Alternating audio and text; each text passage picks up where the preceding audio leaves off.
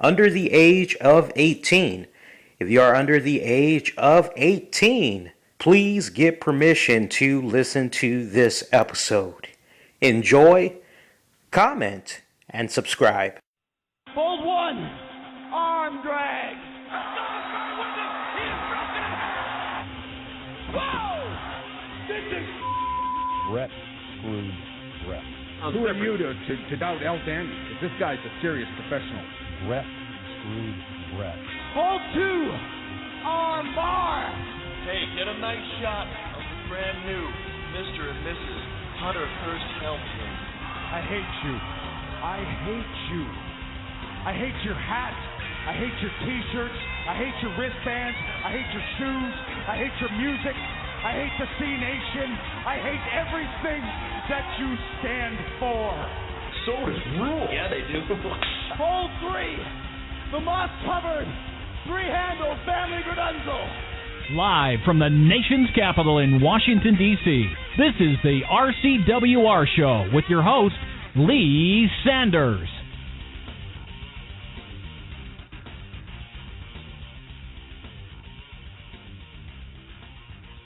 And coming at you live on October 28th, 2012, it's the RCWR Post Show. I'm, of course, as always, the Black Avenger, Lee Sanders. Thank you all for checking out tonight's episode, coming at you live right now on blogtalkradio.com and over at our sister website at infinityoneproductions.com. For those of you that might be doing a little bit of multitasking right now, we humbly thank you for checking out tonight's episode. As we know, we have that baseball game that's on right now with San Fran taking on Detroit. Looks like it's tied 3-3 right now as it is in the 8th inning. We also got some Sunday night football that's going on right now as the New Orleans Saints are at the Denver Broncos. We are now down to the fourth quarter with just a little bit over 10 minutes left as the Broncos are just crushing the hell out of New Orleans Saints 31-7. Wow, talk about a brutal game. No reason to watch that game. You all know who's going to win that one. Welcome you guys for checking out tonight's episode. We're going to be covering the fallout from tonight's WWE Hell in a Cell pay-per-view. You know how we do it over here each time we do the RCWR Post Show. As always, we have the chat room that is open for you all right now at Blog Talk Radio. Feel free to jump on in there.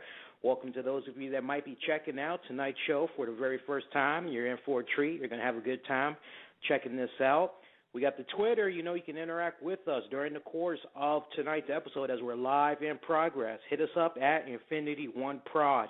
You can also hit us up on Facebook at Infinity One Productions. While you're at it, take the time, like our page, befriend us on Facebook. Of course, in the later part of the show, or actually throughout the course of the night, depending on how many people we get calling into the show, we will most certainly share you all's reactions to what you have thought of tonight's Hell in a Cell pay-per-view. So, folks, it was a pay-per-view that really needed some shock value. It really needed some depth. As remember, for those of you that might have been checking out our Call That Match special offering match predictions for tonight's pay-per-view, I had went on record and said that this pay-per-view was seriously lacking in depth and that it needed all the help it could get to truly be a successful pay-per-view. Now, I'll share with you my overall takeaway as far as if this pay-per-view was a hit or a miss. But in the meantime, we do have a poll that's up. For those of you that are in the chat room right now, for those of you that might just be listening in, you're not logged into the chat room, take note of the last message that we put out in the chat room where we're asking you guys, how would you rate tonight's Hell in a Cell pay-per-view? Click on that link, and it'll take you to a poll. Don't worry about no spyware or Trojans. It's a pretty safe link. I verified it myself. Heck, I actually made that link myself. Click on that link, cast your votes if you happen to have saw tonight's pay-per-view, and we'll share with you guys the results of it right before we go off the air. So we had a new champion that was crowned at tonight's pay-per-view. Now, some of you all may be thinking to yourselves, yes, Mr. Show-Off himself, Dolph Ziggler, he became the new champion. Let's just get that out the way right now, because we were interacting with a ton of you guys during tonight's show that weren't able to see the pay-per-view. Many of you guys were just assuming it was going to be Dolph Ziggler. Tonight was going to be his night. Shockingly, folks, no, tonight was not the night for Dolph Ziggler. Let's go on ahead. We've been done teasing you guys long enough. Let's jump right into it. Of course, we can't talk about tonight's Hell in a Cell pay-per-view without first mentioning that YouTube pre-show. Well, remember, the main attraction, the main draw for this pre-show, unlike the others that we have gotten over the past few months, this one was all about a Q&A with the C Nation leader himself, John Cena, who was offering Q&A. He was answering questions from the WWE Universe about the allegations revolving around AJ Lee. Now, this, to me, kind of felt a little bit misleading because the whole AJ Lee scandal, it really was not brought up at a great serious length. It was just kind of one of those, don't forget to take out the trash.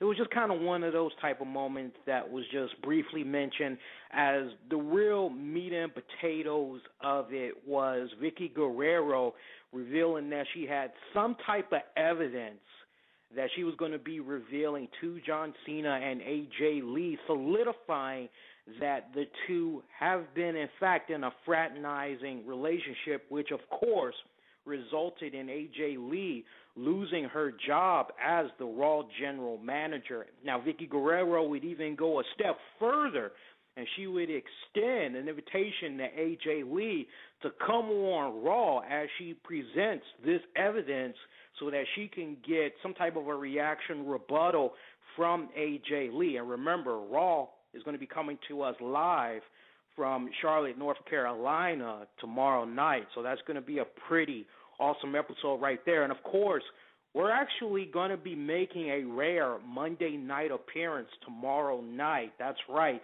We had promised you guys, in case you all might have forgot, we had promised you guys several weeks back that right after we were done doing our 100th episode of the RCWR Show, which aired earlier this week, we were going to be making a rare Monday night appearance the night after Hell in a Cell. So what better time than to do that? So definitely make sure you check us out Monday night. Not every day we make a rare Monday night appearance immediately following WWE Raw. Y'all are going to have a good time on that episode. So, yeah, we have Vicky Guerrero extending that invitation to AJ Lee to come on Raw. Michael Cole, of course, he's the one that is the maestro of all this, interviewing John Cena. And just some of the questions that was asked to John Cena, I just thought it was really just freaking silly. I mean, one of the questions that was asked to John Cena was, what advice would he give to Ryback, who's going to be taking on CM Punk later on in the night? And CM Punk, he pretty much just said, you know what, don't just think you can go into this match with your brute strength, Ryback, and think you're going to be able to have your way with CM Punk. CM Punk is very clever. He will be able to find your weakness, and he'll be able to expose it. That's what he's good at. It's why he's been the WWE champion this long. The guy knows how to move in that ring. He knows how to use his brain. Another question that had came into the whole Q&A segment for Cena was, if the WWE Championship was on the line and it was him taking on Ryback, between the two, who does he feel would win? And we see John Cena counter that question with another question by asking the WWE Universe who they felt would win. And it sounded pretty mixed.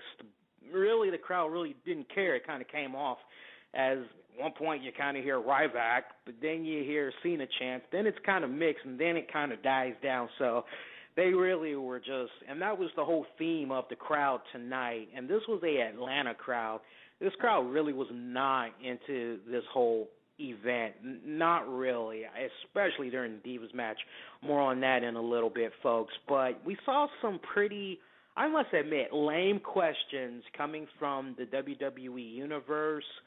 It was just questions that I just thought of, as long as I've been watching the WWE pre-show, and I think you guys can agree, the pre-show that they had tonight, I'm glad it was free. I'm really glad that it was not part of the whole pay-per-view package, because since they've been doing pre-shows, this was hands down one of the most weakest pre-shows from YouTube I've seen in a good minute. Now, I just took the liberty as I was checking out tonight's episode. I was jotting down a few notes, and in particular, what I was doing was keeping track of the viewership during particular segments. Now, we also had shared this information with you guys on our website as we were just hustling over here all throughout the night. We were interacting with those of you that had popped up in the chat room during the course of the night as we were covering the pay-per-view. Mass shout out to you guys that had stuck your head in there and actually are checking out the post show right now. We are also giving live results on Twitter, also at our website. So mass shout out to those of you that had took the time out to check all that out, interact with us. But I took some notes down from how the viewership was. Now, bear in mind, right before the start of the pre-show, it clocked in at 17,213 viewers. That's just about 5 minutes before the pre-show had kicked off. Now, it peaked to 24,147 as they had showed highlights from the John Cena AJ Lee scandal. Now, during that John Cena Michael Cole interview, or the Q&A, that came in at 37,912 viewers. Not bad, right? Then once that concludes, check this out right here. It jumped from 37 to 44,461 viewers. Not pretty bad. From there, they do a recap of, or actually, correction, folks, the segment between John Cena and Michael Cole, it peaked at 44,461. Now, by the time it ended at 47,594. Now, from there, they showed a recap between Big Show Sheamus. That dropped down to 46,370. Sheamus did a interview where he had spoke to Josh Matthews about feeling like an underdog going into his match against the Big Show, as basically that was the word on the street. Josh Matthews was saying to Sheamus, hey, champ, word on the street is that you're really being looked upon as an underdog in this match. Sheamus being ever so confident, telling Josh Matthews, hey, I got a bro kick with Big Show's name on it. Basically, Sheamus, as a world heavyweight champion, being very confident. Nothing wrong with that. His interview segment came down to 45,701. From there, we got a recap of the CM Punk Ryback rivalry that's been happening over the course of the weeks that had closed out the YouTube pre-show, which ended it at 43,000 and some change. So not really too bad there, but again, that whole John Cena piece, I just really could not do anything with that. I could care less about that. All right, so we got the official start of the pay-per-view now. Let's talk about that Randy Orton versus Alberto Del Rio, and I'm dealing with the match as it had came about during the night, the whole match card. I'm tackling it as it went down during the night. For those of you that were not able to see it, we are aware there was a ton of you that were not able to see it, so we got you covered, folks. Let's go right through it. Randy Orton, Alberto Del Rio. I love this match. What can I say? These two guys, I already knew what these men were capable of. I knew without a doubt it was going to be a fantastic match that was not going to disappoint. I thought this was a great opener to the pay-per-view as it really set the tone. It really kind of set the bar. I feel that as far as matches of the entire night, I would have to put Randy Orton and Alberto Del Rio, I would have to put it in the top three of the night, as we had got a few other match surprises during the course of the pay-per-view. But for my top three, Randy Orton versus Alberto Del Rio, very solid freaking contest. I love how both of these two guys were just going back and forth. But, I mean, guys, let's talk about the way that match had ended. I mean, because that was really freaking ill. I love how Randy Orton was just trying to lick his wounds in the corner, and we see Alberto Del Rio. He's on the other side of the ring, and he just starts charging at Randy Orton. Randy tries to move out of the way, but Del Rio uses his momentum to run to the ropes, bounce off of it, looking for an enziguri. And Randy Orton was just brilliantly, just amazingly, it was just so beautiful. It was just one continuous flow. Was able to just deliver one of the sweetest RKOs to Alberto, and he was able to pick up the victory. I was really loving this match. For me, it was one of those type of matches. After I get done doing this show tonight with you guys, I'm actually going to go back and watch that match again because that's just how freaking awesome I thought it was. But I'm telling you, if they ever decide they want to make another Randy Orton DVD, they need to just have one be dedicated to Randy Orton's top 10 RKOs of all time. That, without a doubt, for those of you that did not see the pay-per-view, once you see the move, you'll be like, yeah, it's definitely in the top 5. That RKO was just freaking sweet. All right, let's go now to the WWE Tag Team Championships as Team HellNo had defended their tag titles against Team Rhodes Scholars, which consists of Damian Sandow, Cody Rhodes, but you already knew that. This match, it was really hard for me. I don't know if you guys were kind of picking up the same vibe. We're reading what you all are saying in the chat room, so feel free to jump on in there during the course of the night, and we'll share some of your comments as we're talking all this live events here that had happened.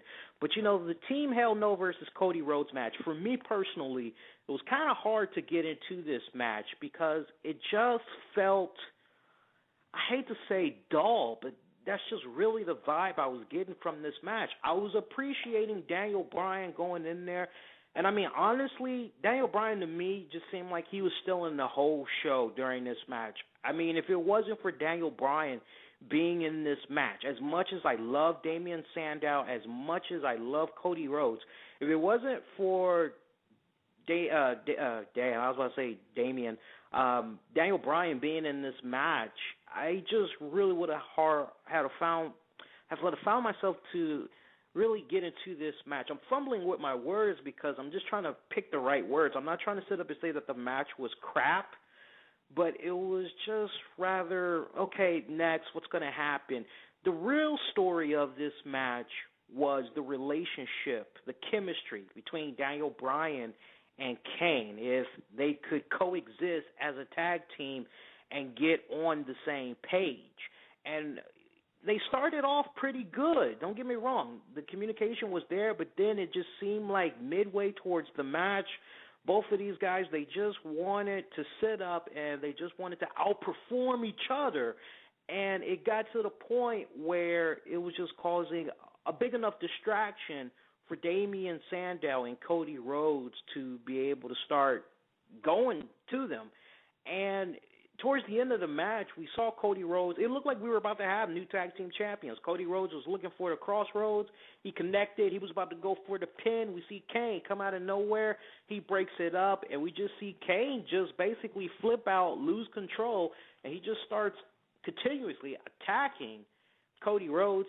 Referee tries to get in there and let him know that he's not the legal man. He needs to get out. Kane's not heeding the referee's call, and, hey, referee has no choice but to throw the match out. So there you have it right there. Team HellNo, they lose via disqualification, but check this out. As you all know, the belts, they can't go to new hands in the event of a DQ. So Team HellNo, still your WWE Copper Tag Team Champions. I kind of agree with what some of you all were saying on Twitter as we were interacting with some of you all, and a lot of you felt kind of gypped watching this match. A lot of you felt as though y'all should have gotten a finish, whether it was new tag champions or just Team HellNo picking up a title win. y'all just felt it should have been some type of a clean finish, that the rivalry undoubtedly it should have continued, but that you would have preferred to see a really awesome finish rather than, as some of you described it, a lame-ass finish. I agree with you guys 100%, and I got to agree with Drew, who says Team HellNo is the most entertaining angle in the WWE, without a doubt. And, Team HellNo, they would actually make one more appearance during tonight's pay-per-view, as Kane and Daniel Bryan, they had got into it back and forth, talking about that whole hiccup that they had where they almost lost the tag titles. But when it's all said and done, a loss is a loss, and they were both going back and forth over who had caused the loss. Nice little moment right there. Now, we should also note that we had saw the Intercontinental Championship on the line, as The Miz gave a pretty solid promo to Josh right before his match against Kofi Kingston. Looked like and sounded like Miz was pulling a card out of Chris Jericho's playbook, talking about the whole end of the world as we know it, and Miz being the savior, and he needs to rid the world of, he was just going on a long-ass little tirade here, but the main gist of it was he was pulling a playbook out of Chris Jericho's end of the world gimmick that he had going on, and basically promising that he was going to be cleansing the world one step at a time. First off, getting his Intercontinental Championship back. Now, let's talk about this Intercontinental Championship match between him and Kofi Kingston. Now, for those of you that have been paying attention to the sudden rise and fall of Miz, who's been having a rough 2 weeks thus far in the WWE, probably the worst month for Miz, quite honestly. And you checked out our Call That Match special, you guys knew without a doubt, as far as the way I was looking at this match, I saw really no significant reason why Miz should get the Intercontinental title back. And yeah, if you guys had actually went with The Miz, you were wrong tonight, as Kofi Kingston had retained. But let's not just talk about if there was a retain or not. Let's really break this match down. This match, my honest opinion here, some of you might disagree, but this match, it came off in a way where I actually liked how they collided on Raw and on Main Event better than this match that we saw tonight. It just kind of came off as if we really didn't get the full-blown Miz and Kofi Kingston type of match that we should have got. I was really putting this on a level from what I had saw of these two guys do on Raw, where Miz, his head was just kicked the hell off by that Trouble in Paradise, and he had those stitches over his eyebrow. I was expecting a really intense, fast-paced type of match, something that could kind of match up to what we had saw from Randy Orton and Del Rio tonight, but it didn't quite get to that point. So I was a little disappointed with this match, but I was overall happy with Kofi Kingston still remaining the Intercontinental Champion. Post-match, we actually saw him get interviewed, and he was thanking the WWE Universe. He actually had thanked Miz, saying how if it wasn't for Miz, he wouldn't have this new passion, this new fire inside of him that has been away for a long period of time, and proud to be everybody's Intercontinental Champion. So really nice, solid moment right here during this match. All right, let's go now to the next match on the card, which is our fourth match. And for those of you that want to know what's happening with that Denver Broncos New Orleans Saints games, it is now second down, looks like 2. It's now coming up on first down and 10, fresh set of down. Looks like we got the Denver Broncos beating New Orleans Saints 34-7, as it's just 2 minutes and 10 seconds left in the fourth quarter. New Orleans has the ball, and they actually just scored a touchdown. Drew Brees was able to connect. I'm trying to see who he was able to connect with. It looks like a guy by the name of Graham Looks like his jersey number is number 30. A little too late to be making a comeback now, but it's all good. All right, let's talk about that next match that we got on the card tonight. We had Antonio Cesaro make an appearance as he was defending his United States Championship against Justin Gabriel. For those of you that checked out our Call That Match special over the weekend, I know some of you guys were a little bit confused because you were like, what is this? Didn't we just hear this? We were combining some stuff that we had did earlier in the week with new stuff. So in the case of Antonio Cesaro versus Justin Gabriel, I had said it on the Call That Match special. I said, you know what? I don't see Antonio Cesaro on the card, and this pay-per-view, it needs some serious depth. I would like to see Antonio Cesaro make some type of an appearance. Now, originally, when I had said that, I actually put him in as the YouTube pre-show, thinking we were, without a doubt, going to get a match rather than that lame-ass John Cena Q&A.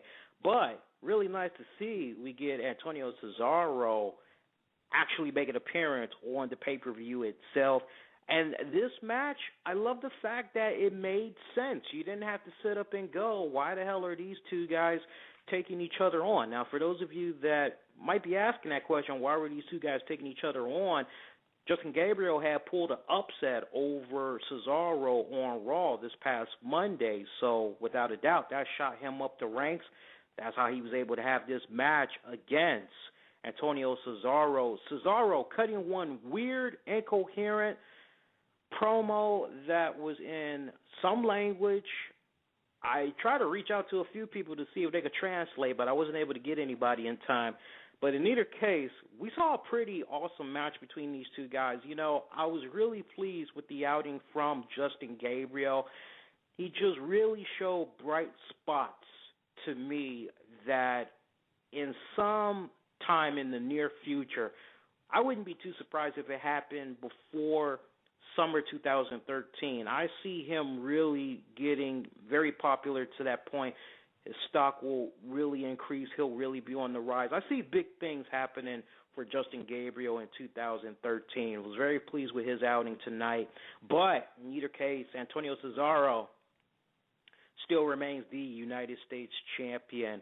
Let's go now to our next match on the card, which somebody had pointed out, gee, I can't remember the last time I saw a WWE pay-per-view that had not one but two tag team matches. Well, I actually took the liberty of doing a little bit of research for you, buddy. Matt, shout out to you. You know who you are. And this guy had said, and I quote, hey, we had got Team HellNo versus Team Cody Rhodes, and now we're getting, and yes, folks, this is the next match that we had got, the Primetime Players versus Sin Cara and Rey Mysterio. So this person had said they couldn't remember the last time they actually saw a WWE pay-per-view that had gave them two tag team matches. Now let's put you guys on the spot. I'll talk about the match. I want those of you that's in the chat room right now, let's pick your brain a little bit. Don't do any online research.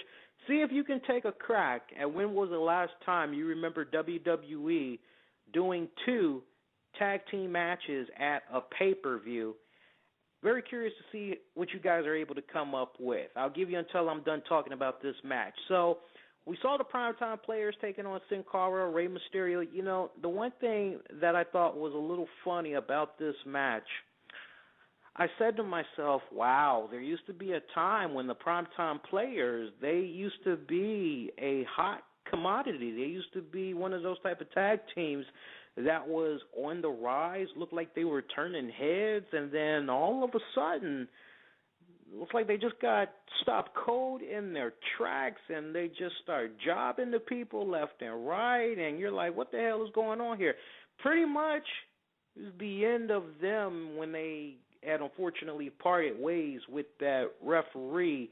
What's that guy's name? A.W., Abraham Washington. Seems like ever since they had parted ways with this guy, they just have not been the same. And it showed that tonight as we had saw the team of Rey Mysterio, Sin Cara pick up a victory over the Primetime Players. This was a filler match. I really did not have any problem seeing these two tag teams get it on, but unfortunately, I just could not feel invested into this match. I really didn't care anything about it, and that really is due in part to seeing how far down the primetime players have gone. Meanwhile, we got Sin Cara, Rey Mysterio. Backstage-wise, they're continuing to receive good praise, mainly Sin Cara, because backstage management is able to tell that Sin Cara is really learning a lot from Rey Mysterio as he's really trying to get a master of the U.S. style of wrestling. So for me, when I saw this match initially come about, I said to myself, yeah, looks like Sin Cara and Mysterio, they're going to pick up a victory right here. Now, for those of you that could not figure out that little trivia question that we had asked you, which was when was the last time WWE did a pay-per-view where there was not one but two tag team matches on the card, you have to go as far back as Vengeance 2011, where the team of Air Boom, which consisted of Kofi Kingston and Evan Bourne, they had took on Dolph Ziggler and Jack Swagger for the WWE Tag Titles.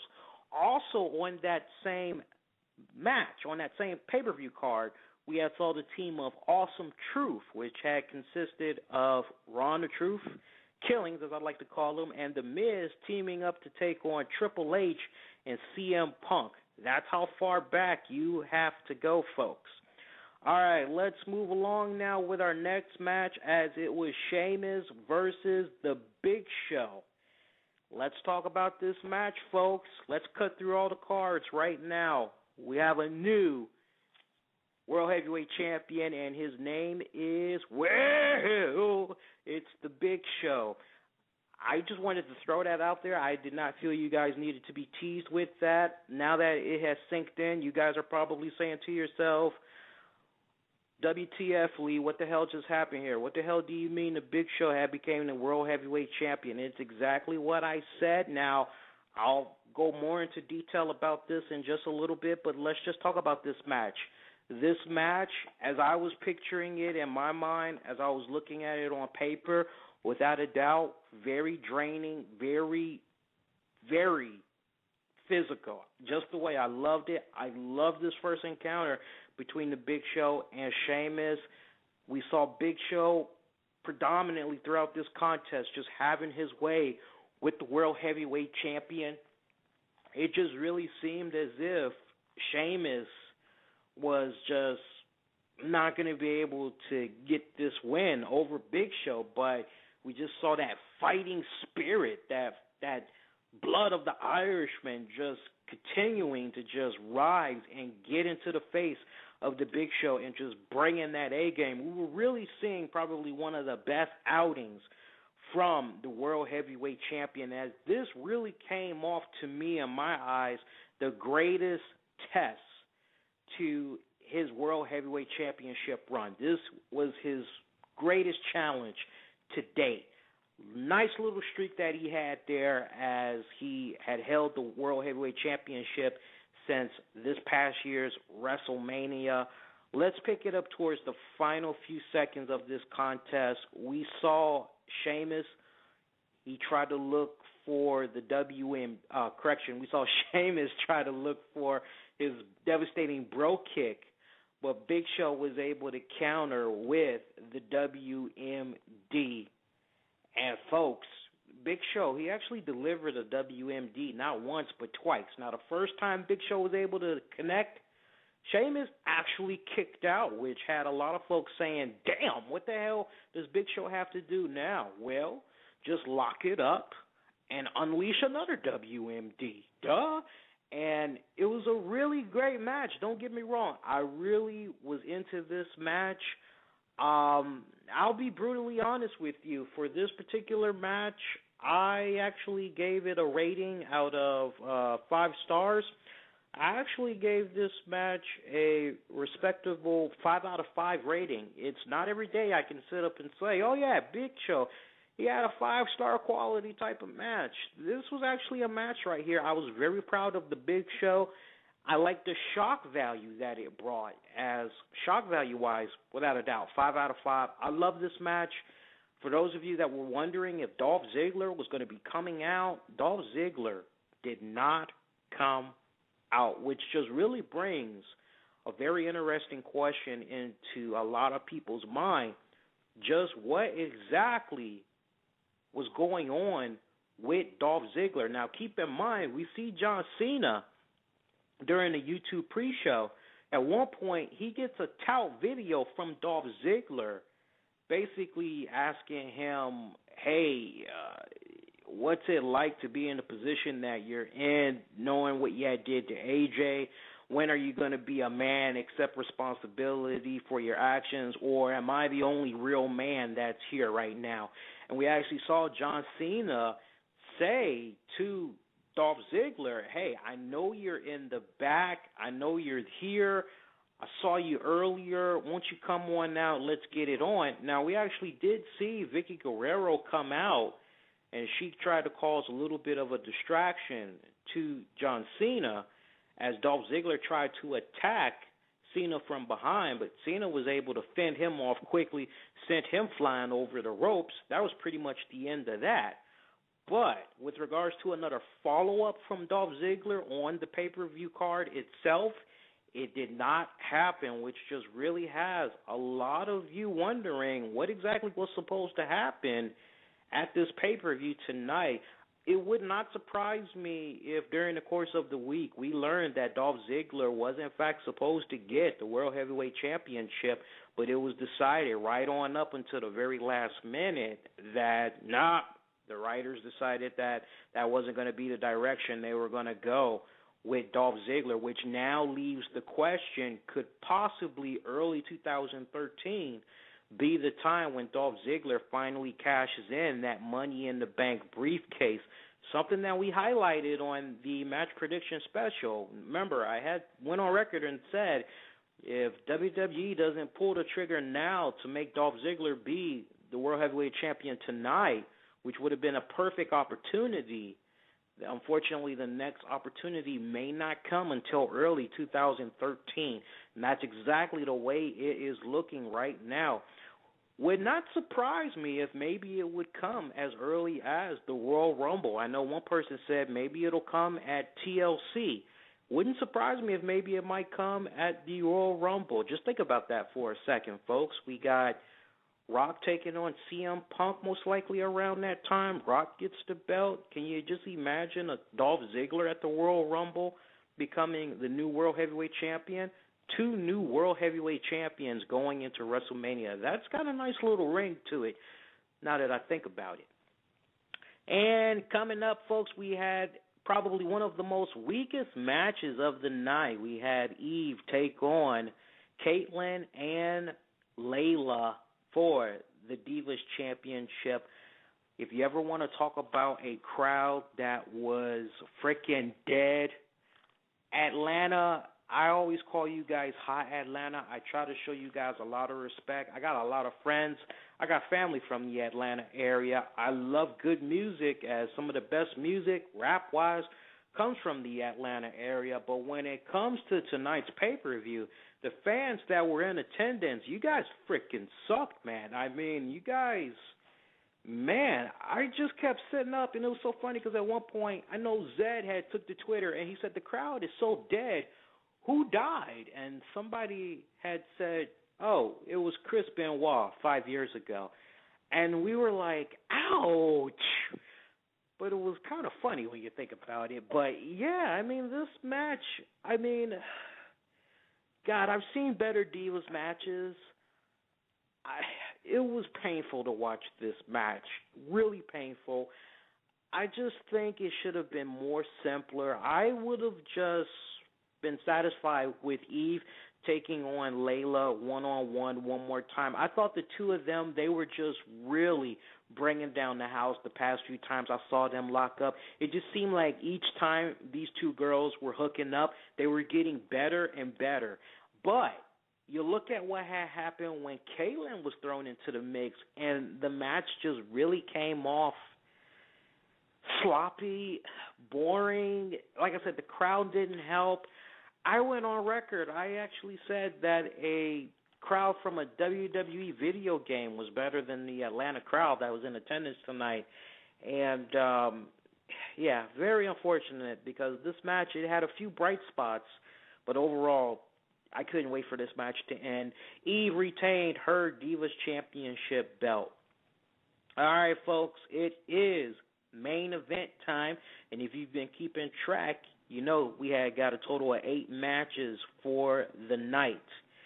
Now, you know what time it is. Hell in a Cell, the current reigning WWE Champion, best in the world, CM Punk, goes head-to-head with Mr. Feed Me More, Ryback, with the WWE Championship on the line. I loved how CM Punk was walking into this Hell in a Cell steel-like structure, and he hugs Paul Heyman like, oh, my friend, it was so nice to see you again. Well, I'll see you down the road. I mean, it was really a sombering moment right there, as if CM Punk felt he was walking to his execution.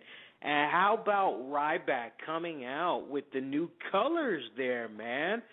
We got Ryback coming out, nice new threads going on, looking real badass. You know, usually that's a bad sign, right?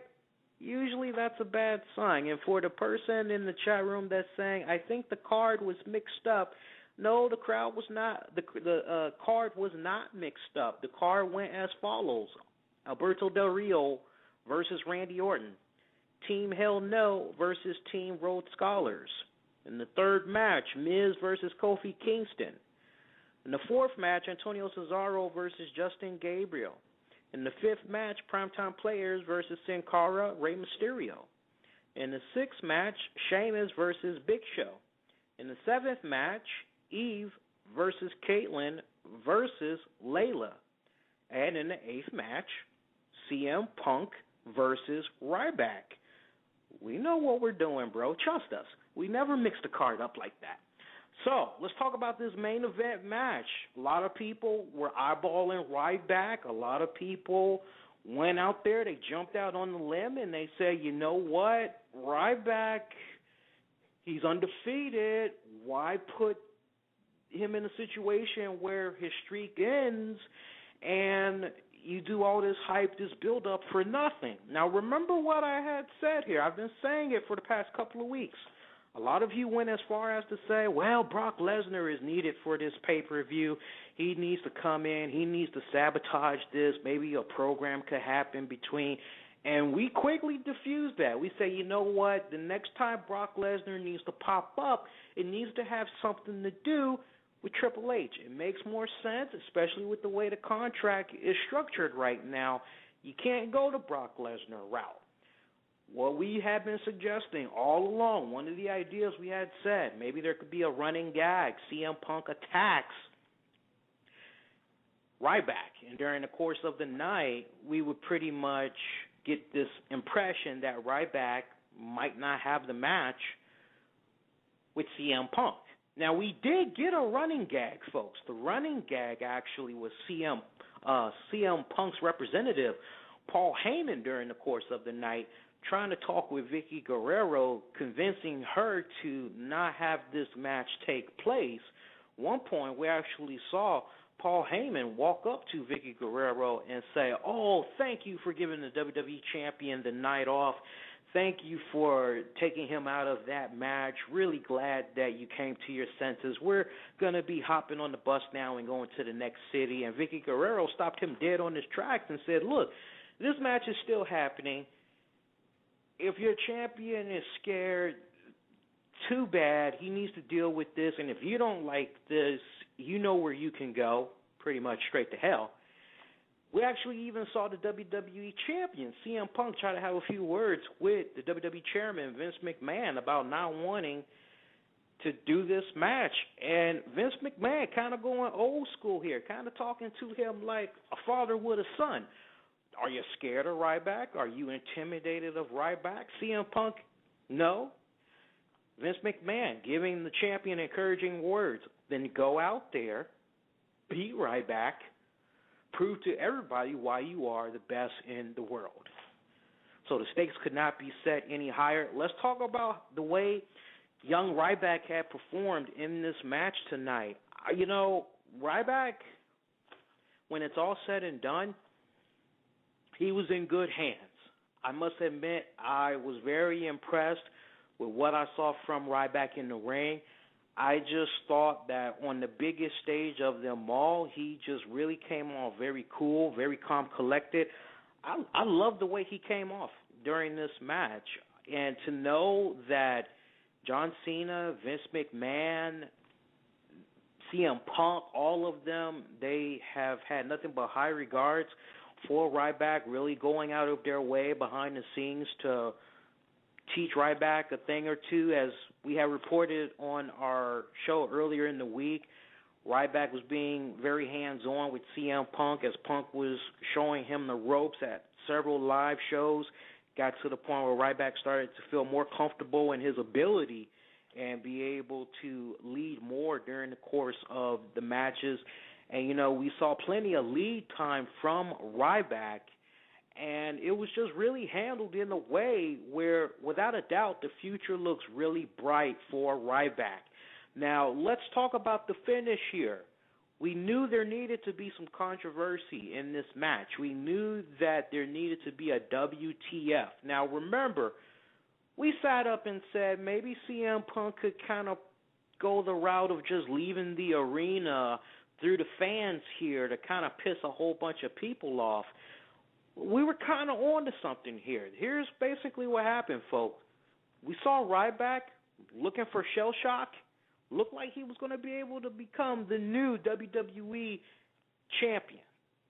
But we see, as I like to call him, Eric Bischoff Jr. Remember, folks, this is the same referee who at least last month had sat up and he had some type of a involvement with a match that CM Punk was involved in. Remember, it was a tag match on Raw where CM Punk had teamed with Alberto Del Rio to take on the team of Sheamus, John Cena. And remember, folks, we had saw CM Punk get pinned by Sheamus as Punk had threw his leg up right at the count of three.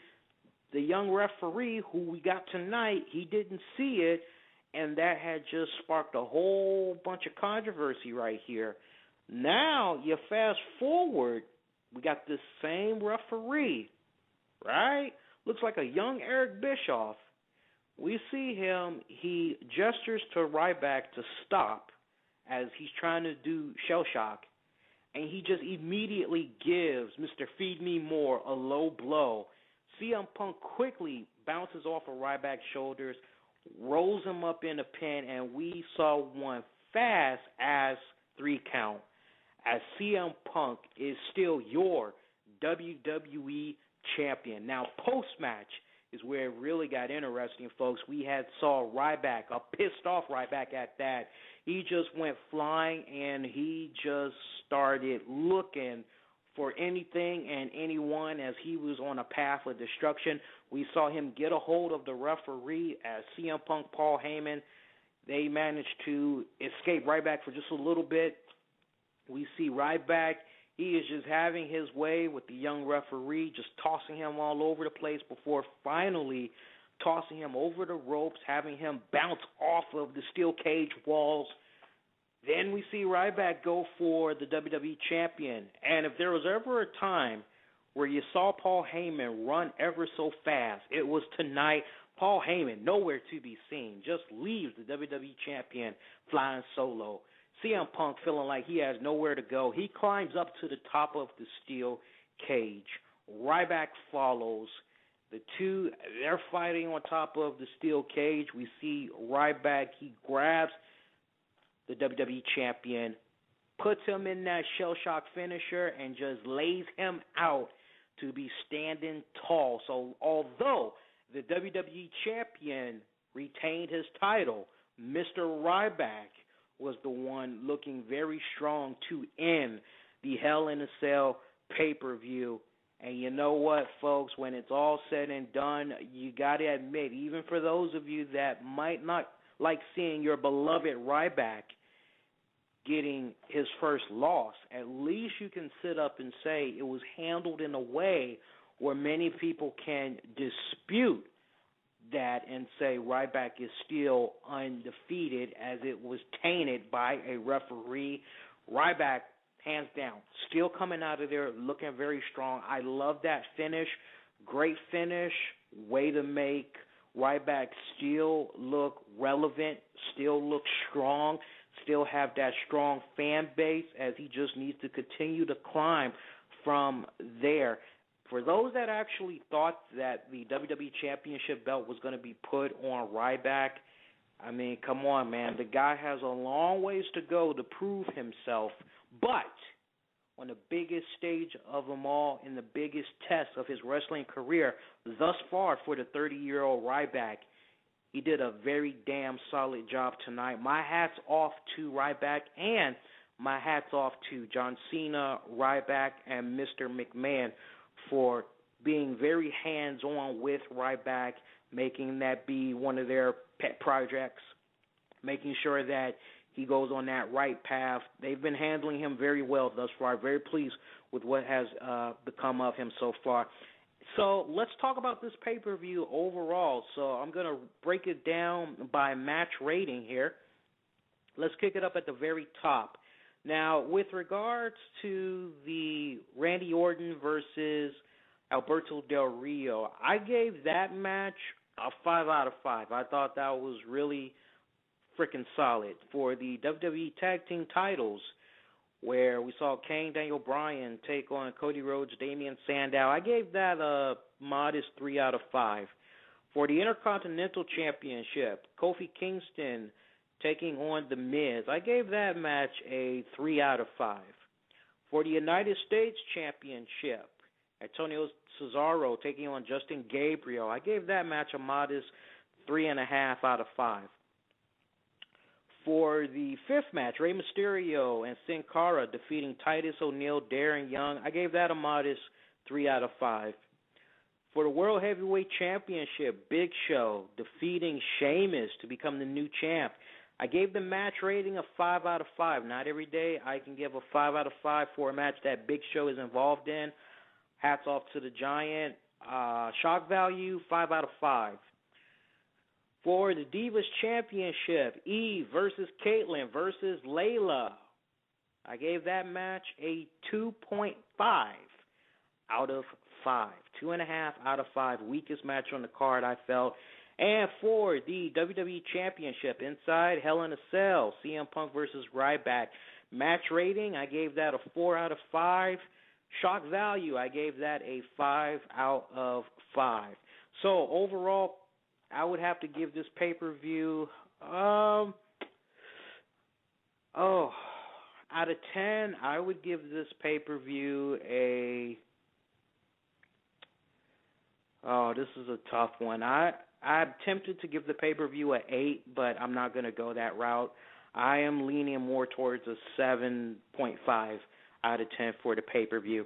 All right, so this is what we're going to do right now, folks. We're going to go on ahead, and we're going to take just a very brief commercial break. And then when we come right back, we'll open up the phone lines. We still got plenty of showtime left. We'll open up the phone lines, and we'll get you guys' reaction. I just want to kick back. We've got like 30 minutes of showtime left. I want to hear what you guys had thought of the pay-per-view tonight. And you know what? WWE, they kind of teased us a little bit with Chris Jericho's Fozzie's Sandpaper. And, I just kind of felt a little gypped there. They really didn't show Chris Jericho any love right there. So this is what we're going to do for you guys. Right now, if you're checking this out live and on the downloads, we're going to play Chris Jericho's Sandpaper, and then we'll come right back. We'll open up the phone lines. For those of you that are checking this out on YouTube, due to copyright restraints, you aren't going to get to hear Chris Jericho's Sandpaper. You'll just have to look for that at your own accord on YouTube somewhere. You all will just get our usual commercials. So We'll open up the phone lines afterwards.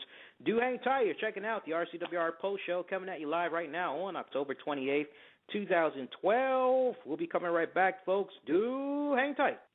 Hey guys, the Black Avenger, Lee Sanders here, and I just wanted to take this time out to thank you for checking out this episode tonight. And you know, if you like what you had heard tonight and you want more, then be sure to check us out every single Tuesday night at 11 p.m. Eastern, right here on this website at blogtalkradio.com, also on our sister website at infinityOneProductions.com, where every single week you'll be able to get that wrestling fix, as we'll give you guys the latest fallout from Monday's WWE Raw, share with you the reviews, honest analysis, no BS, no fluff, just what you want when you need it most, and we'll also get you guys caught up on the very latest in WWE wrestling related headlines and so much more. And the best part about all this is that every single week we will be sharing with you all live fan reactions, as we want to hear from you, whether it is in our active chat room or you're interacting with us as we are live in progress by hitting us up on Twitter at InfinityOneProd, Facebook at InfinityOneProductions.com. We give you the necessary tools that's necessary to be able to interact with us each and every single week. For those of you that like to call into the show, hey, guess what? You'll be able to do that as well. This is the show that is for you, the wrestling fans, to be able to share your thoughts, your reactions, your likes, dislikes to what you had saw from Raw this past Monday night, or whatever's got you talking as far as wrestling related news. So be sure to check us out every single Tuesday night, as it's our Tuesday night wrestling report edition of the RCWR Show at 11 p.m. Eastern, right here on blogtalkradio.com/the RCWR Show, and at our sister website at InfinityOneProductions.com. Hey, you're gonna miss our episode that's live in progress, won't be able to catch up with it until later. That's not a problem. Check us out on the downloads in the iTunes, Zune marketplaces, also on Stitcher, just by using the keywords the RCWR Show.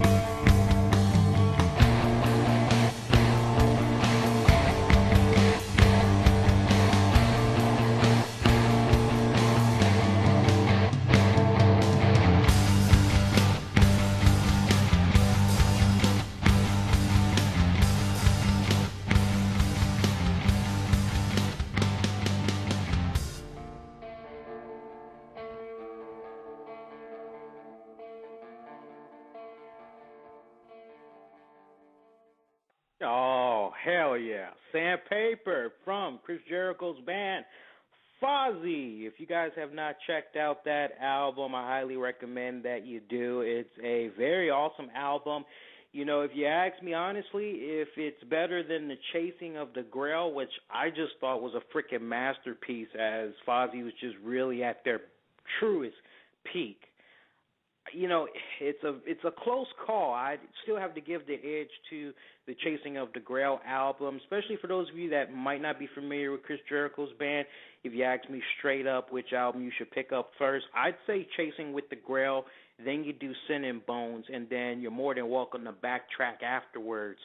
But Sin and Bones, very solid album. Check it out right now. It came out back in August from Century Media Records label.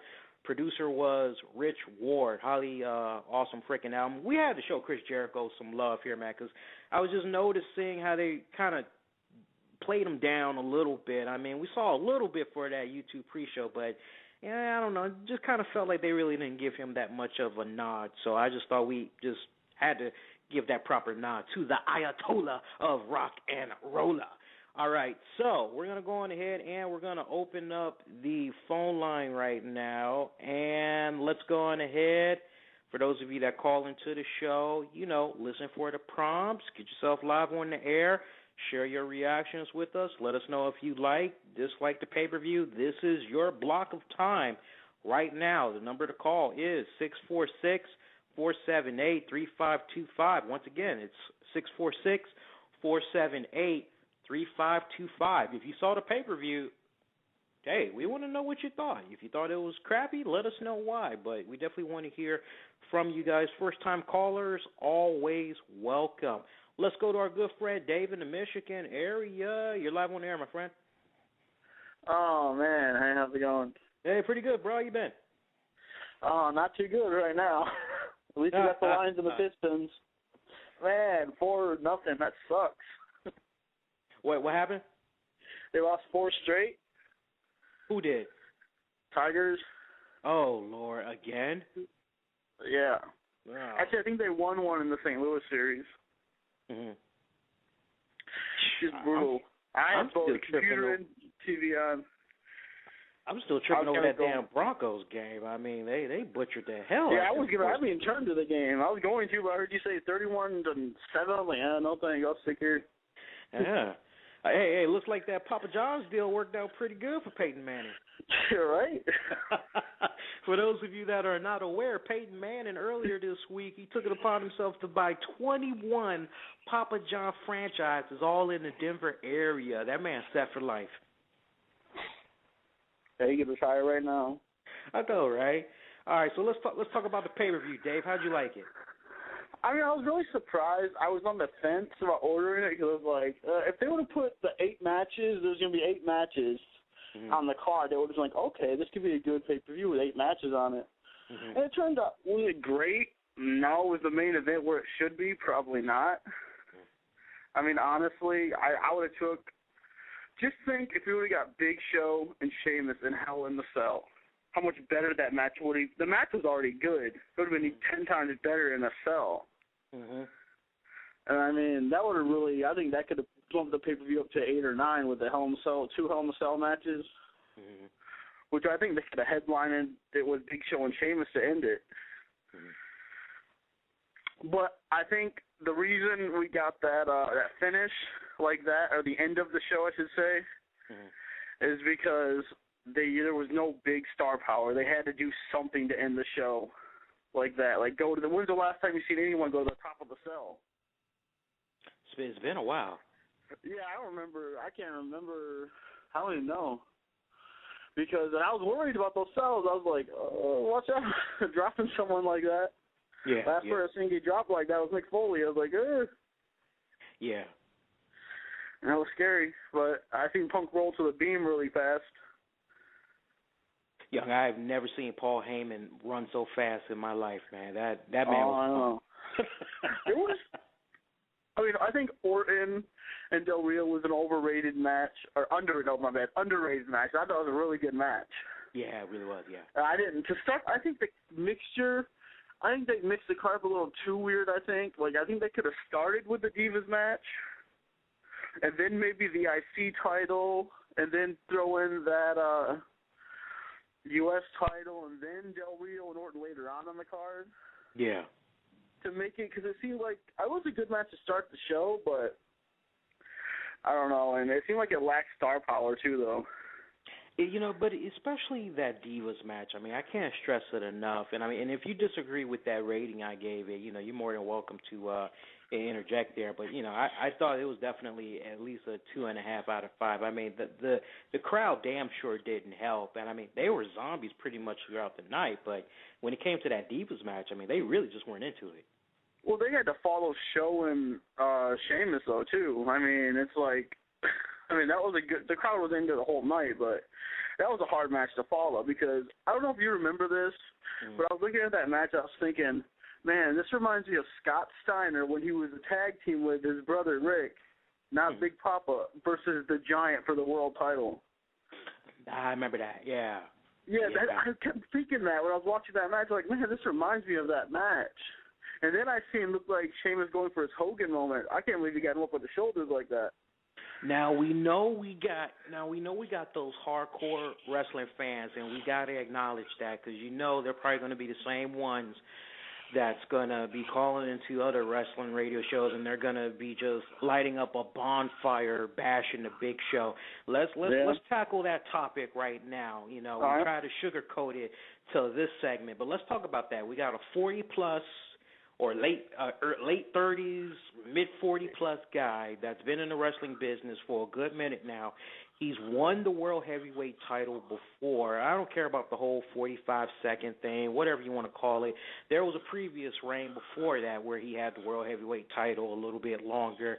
Just thinking about everything the Big Show has done in the WWE, do you think it was a wise move to put the heavyweight title on him, or do you feel that this was a case right here where WWE, they just kind of really felt like they needed to create some type of a buzz? Because some would point out that, Sheamus, he's gone as far as possibly he could go. What more could you have done with him after the Big Show? Yeah, you could give him Dolph, but I think this is kind of like, you remember last year, the Mark Henry thing. I mean, we're kind of getting that with the Big Show right now. They might give him a run till maybe TLC, where I could even see something happen where we even have Del Rio do a similar thing Daniel Bryan did last year to somebody, whoever wins it. Mm-hmm. They could do something like that where it's a match where it's a hardcore type match, like I think it was a chairs match between him and Mark Henry just laid him out. Mm-hmm. They could do something like that. Mm-hmm. But I think good for the Big Show. I mean, I don't remember the last time. It's kind of like his going away present. Like, here you go. We're going to give you a little run as champion for a while since he hasn't been champion and who knows how long. Well, really a good run. Like, when's the last time Big Show had a good run as a world champion? I think it was ECW. ECW was the last time I remember him having a really good run. I mean, like a good run. I don't think he ever had really a good run. Even when he was the WWE champion, I don't think that was, or WF and the Attitude Era champion, I don't think that was even for that long. Now let's look into the crystal ball. Who do you see taking that belt away from him? It's obvious Sheamus is going to revoke a rematch clause, so next pay-per-view we're going to see it happen. Could you possibly see Big Show painting, but Dolph Ziggler putting himself in there, or? I don't know, or do you let the pay-per-view go, like, as bring back, like, a Survivor Series matches?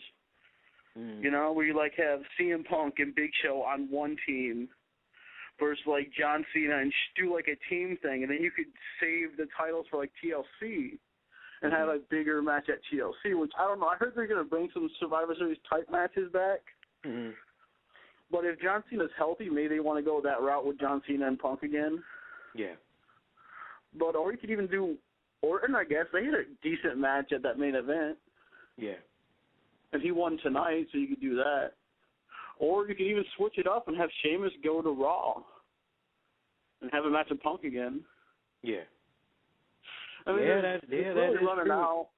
I mean, they're running out of power. I mean, really, who do they really got besides John Cena on Raw?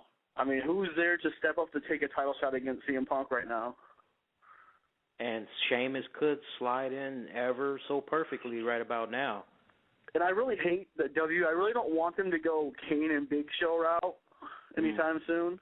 I would love to see, like, Dolph win it somehow in the next few months, and Dolph and Daniel Bryan at WrestleMania for the world title. That could be an epic match. First match on the card, of course. Now, let me ask you one last question here. Now, do you see Dolph Ziggler still becoming a World Heavyweight Champion this calendar year, or at this point, the eyes are probably going to be set on early 2013? I was thinking like you were tonight, but I was thinking a different scenario. I was thinking it was going to be the first time ever 2 Money in the Bank winners don't get it. Like, I was thinking he's going to come out and Big Show was just going to knock him out and pin him, beat him. I'd be sold on that. What would you give tonight's pay-per-view? That's hard because, I mean, I don't think the main event really was all that great. I mean, Orton and them were as good, but I guess I'd go, like, I'd say like 6.5 to a 7 maybe. All right, something wrong with what you got? Yeah. That's pretty honest. I like that rating. You can't dispute that. Yeah, I think that's probably the general vibe from everybody. Dave, thanks as always. We appreciate that. Stick around, buddy. It's a pretty good show so far. Saw that you had like that sandpaper. Glad you appreciated that. Let's go to our good friend homie who is calling from the San Antonio, Texas area. For those of you that are a little bit on the East Coast, closer to Hurricane Sandy. I'm thinking of co-producer Tammy, and I said Sandy. My bad. Those of you who are living close by to that Hurricane Sandy, hopefully you guys took the time out earlier in the day. You stocked up on some dry goods, flashlights, and all that. Really hearing that it's going to be pretty freaking bad. And this is a big if you can avoid going to work, going to school, sit it out. Maybe Tuesday will be better for you, or Wednesday. It's really not worth going out within the next 30-plus hours. If you want to call, feel free to do so. We'd love to hear from you, especially if you guys had checked out tonight's pay-per-view. Call us, 646-478-3525. The RCWR Post Show is all about that fan interactions. We love hearing from you guys, especially when we're coming off of a pay-per-view night. So if you happen to saw tonight's pay-per-view, let us know how you liked it or disliked it. Let's go on ahead and jump right into it. Tony, you live, my friend. Hey, what's up, Mr. Lee? Hey, what's up, bro? Oh, boy. I think tonight's Hell in a Cell match was pay-per-view, I should say, was kind of a disappointment. Mm-hmm. The main event was blah, and I never thought I would say that the Big Show and Sheamus was the match of the night. I don't even know what to say about this pay-per-view. Find the words, my friend. Go for it. It was average. I was having cell phone problems throughout your broadcast. I didn't catch what you thought about the main event. Oh, between CM Punk and Ryback there? Yes. I thought shock value-wise, I thought it was good. I mean, I always knew they needed to have some type of a shock value. There had to be some type of a twist. I already knew in my heart CM Punk was going to retain the title. It was just a way of telling the story, getting to that point. And, I mean, for the first time in Hell in a Cell history, we see a WWE Championship match end the way that it did. I mean, I can understand why they went the route that they went. Good shock value creates a lot of buzz for Monday Night Raw. Now a lot of people are going to be like, what's this referee's affiliation? The bigger question, wait a minute, didn't we just see this referee a month and a half, 2 months ago cost CM Punk a win, and now he just helped him retain his title? What's going on here? But when I compare the WWE Championship match to the World Heavyweight Championship match, without a doubt, the World Heavyweight Championship was by far better. Yeah, and I'm happy how they still made Sheamus look strong. You know, it took 2 WMDs to knock him out to win. I like that point. I mean, I liked the move Ryback did on the referee when he just tossed him into the cage. I was like, oh my goodness. Mm-hmm. And when they were on top of the cage, I was just, one bad move, they can both fall, they can both die, and I even thought that was a risky move. And I guess it make Ryback look strong still, even though he still lost. Mm-hmm. But by far, the match of the night, I got to give him huge props for the Big Show. I was actually really into that match. Yeah, that was a damn good match. Pick up on Ryback for a second there. What was your takeaway from Ryback? I mean, if there was ever a time for a young wrestler, 30-year-old Ryback, to really prove himself, and he proved himself, I think, on the biggest stage of them all. Do you think he earned the title there, that he's a main event player for years to come? Yeah, I think so. I was impressed with them. They didn't make him look like he was truly unstoppable. Punk did have some offense against him. And I really enjoyed it. I wasn't bored. The moves he was doing was pretty impressive. And I think you'll see him probably maybe in main event TLC or something like that. But back to Ziggler, I think he cashes in at SmackDown this Friday. I think he's going to cash it in. I was thinking that, but it's like I'm trying to picture the right setup. I just, for some reason, I just don't see that. And I really was thinking about that, but for some reason, I don't see it. If anything, I would see Sheamus trying to get that rematch clause first, and then maybe Dolph Ziggler tries to come in there and, pick up the scraps, so to speak. Yeah, I was thinking maybe, Sheamus comes out and says, I want a rematch with Big Show. Big Show comes out and says, you're not going to get it. Maybe somehow Sheamus bro kicks him, and then Ziggler runs in there and cashes in the title. I mean, I don't see Big Show really holding the belt that very long. I think this is just setting up a Sheamus-Ziggler feud. That's what I'm thinking. You can't have Sheamus win and then Ziggler cash it in. I don't think that would work. But maybe having, Big Show hold it for a week, have Ziggler cash it in, maybe that'll work out. But, it's the WWE. You never know these days. So overall, what would you give the pay-per-view?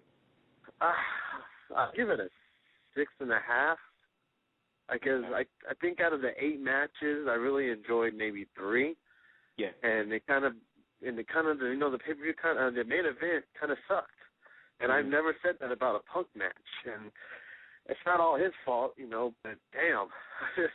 Now, in your eyes, what could have made that match, I want you to go on record here, what could have made that match be better? Good question. When I saw that referee in the ring, I was thinking maybe there would be a ref bump. Maybe someone's going to come in and take the ref out. I don't really know what could have made the match better. That's a hell of a good question. Maybe a run-in, maybe John Cena trying to help Ryback win, and he misses Punk and he hits Ryback. Something a little bit more creative, I guess, than a referee low-blowing Ryback and helping Punk win just because he owes him one or something like that, Mm-hmm. I mean, I really honestly, I can't think of any other way of a better finish. Maybe, how about you? Well, you know what? I got to be brutally honest with you there, and thank you for that call. That would have sufficed.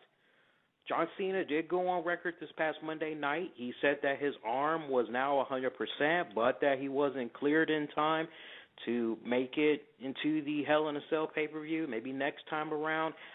Personally, I wouldn't have minded if maybe a last-minute addition to the Hell in a Cell match could have went down and we could have saw John Cena get put in there, or as you had said, that would have sufficed, honestly. See John Cena come in there, he tries to get involved because, he sees all the shenanigans that's happening in the ring.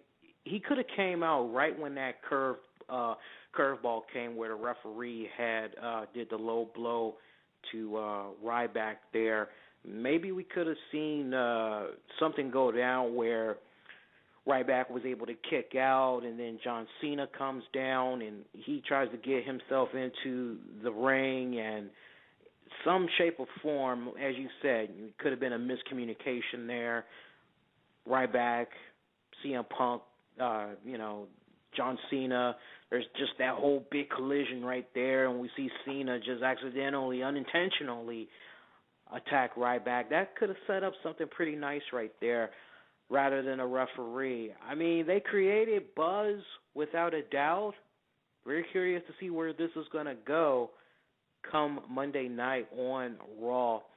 If you want to chime in your thoughts before we go off the air in about 15 minutes, feel free to call us right now, especially if you had saw that pay-per-view. You can call us up at 646-478-3525. Once again, that's 646-478-3525. Feel free to interact with us right now. While you're at it, cast your vote at our website on what you thought about the pay-per-view. You can hit us up right now at InfinityOneProductions.com. Check that out when you get a chance. Now, here's one thing that I was noticing there, and I did a little bit of homework for you guys. I'm trying to get my notes here. I was anticipating this pay-per-view just eagerly, and I said to myself, I wonder what pay-per-view matches I could pull off the top of my brain that was hands down, without a doubt, one of the best Hell in a Cell matches of all time. So I did a little bit of memory jogging, did a little help through Google, of course, best friend. This goes out for some of you guys that might be newer WWE fans and you really want that true taste of Hell in a Cell. If you kind of liked what you had saw tonight between CM Punk and Ryback, I highly encourage you to go backwards a little bit and pull up some of these matches. Now, some of you may have your memory jogged as I'm saying this. I think many of you will agree with this list that I was able to come up with. It's a short list here. These are all Hell in a Cell matches. Triple H versus HBK, Shawn Michaels, Hell in a Cell, Bad Blood, 2004. Triple H versus Cactus Jack at No Way Out in 2000. Undertaker versus Brock Lesnar, No Mercy, 2002. My personal favorite right here, Triple H versus Kevin Nash for the World Heavyweight Championship, Bad Blood, 2003.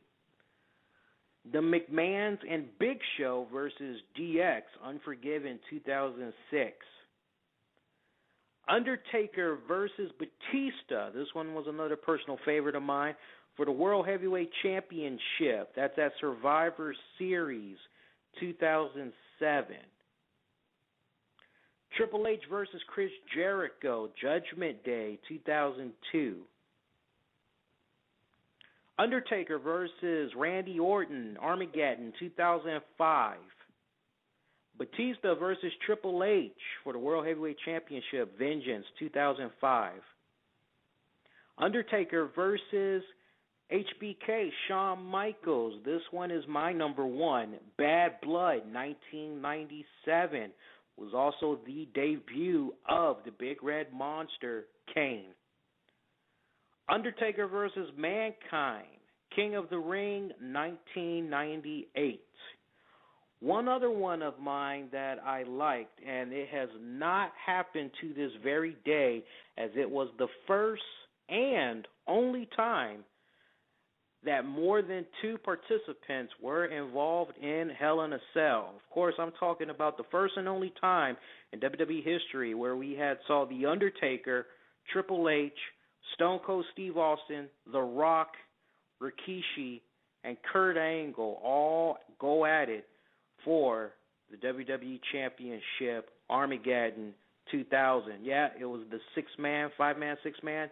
Yep, Armageddon 2000. I really like that a lot. That, for me personally, that's tied with the Undertaker versus HBK at Bad Blood, and then Undertaker versus Mankind from 1998. All those matches that I just named for you guys are Hell in a Cell matches. So if you're a new WWE fan, rewind this back. We'll also put it up on our Facebook page a little later tonight, as I'm going to be hands-on remixing this episode and uploading it on YouTube. You'll be able to see this list again. You'll thank me later. It's a really good list, and I see from some of the people in the chat room there, they definitely agree with a lot of these matches that we have brought up. Really good selections to go get that real good taste of Hell in a Cell history. You know, before we go off the air, I want to just take this time out while it's still fresh in my mind to thank all of you, the loyal listeners, for checking out all our episodes this month. I mean, we went double time this month. We had the 100th episode of the RCWR Show.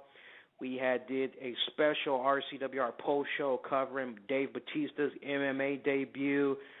I mean, it was just a really solid month for us. It was a great month reporting all things wrestling, and we just wanted to take this time to thank you all, because as long as we've been on the air, we saw our highest numbers to date as far as listens and downloads, and the growth, it just continues, and we really appreciate you guys just continuing to support the show, letting us know that we're on the right path as we strive to bring you excellence each and every single time we talk about WWE, TNA, hell, MMA from time to time or whatever's got you guys talking. We really have a blast just covering it all. So we thank you guys for making October be a very fucking solid month for us. And you know what? The question is asked, well, how can you top October? Well, we're going to just keep doing what we're doing and just try to top what we've been doing. So highly appreciate that. And also thank you guys for checking out the 100th episode of the RCWR Show and the RCWR Show offering match predictions for this Sunday's Hell in a Cell pay-per-view. You quickly have made that be our most listened to and downloaded episodes after we put them out. So we really appreciate the kind words and love right there. We're making a special Monday night appearance coming up tomorrow. Well, in this case, it's actually already Monday. So if it's not Monday where you are, oh well, but it's Monday where we are. Later tonight, we're going to do it one more time. We're going to come on immediately after WWE Raw. Very rare that we make a Monday night appearance. Do join us. I don't know when we're going to be on a Monday night again, so make sure you join us. There is not, I repeat, there is not going to be a Tuesday Night Wrestling Report edition of the RCWR Show because you're getting it on Monday instead. So join us. We'll talk about what all happened from Raw. We'll be coming on immediately after WWE Raw. Be sure to join us. Meantime, the talk of wrestling doesn't stop right here. No. Go check us out at InfinityOneProductions.com. Befriend us on Twitter. Hit us up at InfinityOneProd. Hit us up on Facebook. Like our page while you're at it at Infinity One Productions. Be sure to subscribe to us in the iTunes and Zune marketplaces using the keywords the RCWR Show. We're going to do this again Monday night. And in the meantime, folks, thank you guys for listening. And once again, if you are near Hurricane Sandy, can't stress it enough, do be safe. We are in one hell of an advisory over here, and it's so bad that it looks like a lot of metro rail stations have shut down, bus routes have shut down. Really can't stress it enough. If you're over here on the East Coast, be safe. Hopefully you have your dry foods, you've purchased your flashlights, everything that you're going to need. I hear it's going to be pretty bad.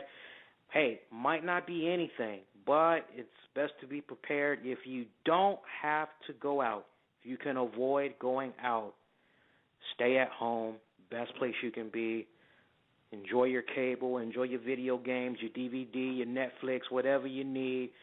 Just stay indoors if you can avoid going out. And as I always end the show every single time, guys, until we hear from you guys this Monday night for the RCWR Show covering the fallout from WWE Raw this Monday night at 11 o'clock p.m. Eastern, you all be safe.